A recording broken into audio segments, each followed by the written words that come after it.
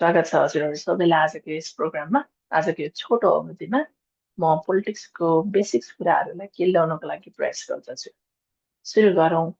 जनता र सरकार। जनता र सरकारको कोअर्डिनेसन एउटा विकासको लागि काम गरे अनुसार शैलीमा हामीले राजनीतिलाई केलाउन सक्छौँ। वेस्टर्न शैलीमा हेर्ने हो भने यसलाई पोलिटिकल स्पेक्ट्रम भनौँ अथवा अर्थात् एउटा स्केल मात्रै मानौँ। र लेफ्ट विङ हेर्ने हो भने लेफ्ट विङले के भन्छ भने सरकारको धेरै कन्ट्रोल हुनुपर्छ, इक्वालिटी फैलाउनुपर्छ। यस्तो शैलीमा पब्लिक सेक्टर बुम हुन्छ। र अझै लेफ्ट आउँदै जानुहुन्छ भने सरकार पावरफुल हुँदै जान्छ र जनताको आवाज कम हुँदै जान्छ।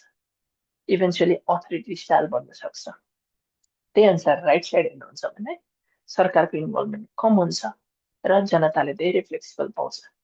यस्तो शैलीमा प्राइभेट सेक्टर बुम हुन्छ।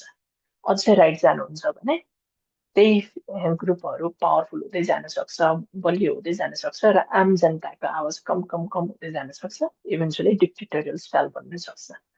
राइटको पनि एक्सट्रिम हेर्नु, लेफ्टको पनि एक्सट्रिम हेर्नु र बिचमा भन्छ एउटा सेन्टर विङ पोलिटिक्स, जसले लेफ्टको पनि अलिअलि लेफ्टमा के चलेको छ हेर्छ, राइटमा पनि के चलेको छ हेर्छ र एउटा अर्को विचारधारा भन्छ, त्यसलाई भनौँ सेन्टर विङ पोलिटिक्स।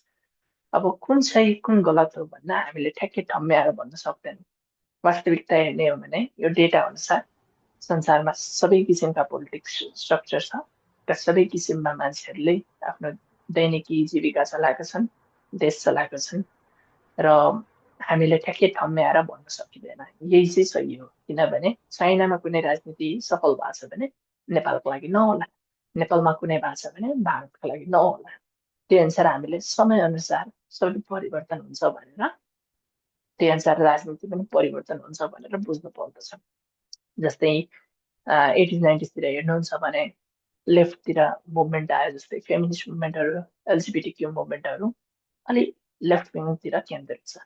राइटतिर हेर्नुहुन्छ भने free enterprise movement, capitalistic entrepreneurship मुभमेन्टहरू राइट विङतिर आए है। अब नेपालको मूल्याङ्कन गर्दा चाहिँ हाम्रा मेजर पार्टीहरू यस्ता छन् होइन। राष्ट्रपा सेन्टर विङ पोलिटिक्समा विश्वास गर्छ अहिलेको विचारधारा अनुसार। अलिअलि लेफ्टको कुरा पनि लिने, अलिअलि राइटको पनि कुरा लिने र ब्यालेन्स ल्याउने। कङ्ग्रेस हेर्ने भने कङ्ग्रेस पनि सेन्टरमा छ, तर अलिकति फोकस चाहिँ सरकारप्रति छ।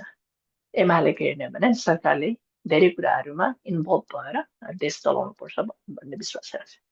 राप्रपाको हेर्ने हो भने अलिकति जनतालाई फ्रिडम दिएर सरकारको इन्भल्भमेन्ट कम हुन्छ भन्छ। माओवादीको हेर्ने हो भने सम्पूर्ण जिम्मेवारी देश सरकारले चलाउनुपर्छ र देश त्यही अनुसार चलाउनुपर्छ भन्ने विश्वास छ। संसदीय पार्टी लगायत अन्य इन्डिपेन्डेन्सहरू जो नयाँ उठ्नु भएको छ, उहाँहरूको कामहरू हेर्दै जाउँ अनि उहाँहरूको विचारधाराहरूलाई पनि हामीले कतै न कतै मूल्याङ्कन गर्न सकिन्छ। त्यति भन्दैमा पनि यो स्केललाई चाहिँ हामीले एकदमै रिजिड भएर हेर्ने होइन, एकदम फ्लेक्सिबल भएर हेर्नुपर्छ। राजनीति बुझ्नको लागि एकदमै खुला मन, खुला माइन्ड राखेर होइन, फ्लेक्सिबल भएर हामीले राजनीति बुझ्यो भने चाहिँ सजिलो हुन्छ। त्यही भन्दैमा अब 82को चुनावमा जो जानुभयो हजुरहरूलाई सबैलाई भोटिङको लागि गरिदिनु भएकोमा धन्यवाद। अबको आउँछ 84को सालमा, अब हामी नयाँ युवा, नयाँ समय, देशलाई साँच्चै अघि बढाउने हो भने चाहिँ गए त्यस्ता दिनहरू जब मासु भात खाएर पेट्रोल हालिदिएर भोट हाल्न जाने।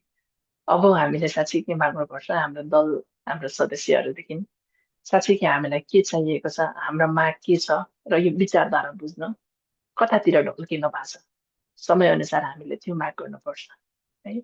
आजलाई यति नै गरौँ। अबको आउँदो एपिसोडहरूमा म हरेक पार्टीहरूको मेनिफेस्टो लिएर आउनेछु। त्यही हिसाबमा मैले पनि सिक्न पाउँछु र भाग्यमानी भए हजुरहरूलाई पनि सिकाउनु पाउँछु। धन्यवाद।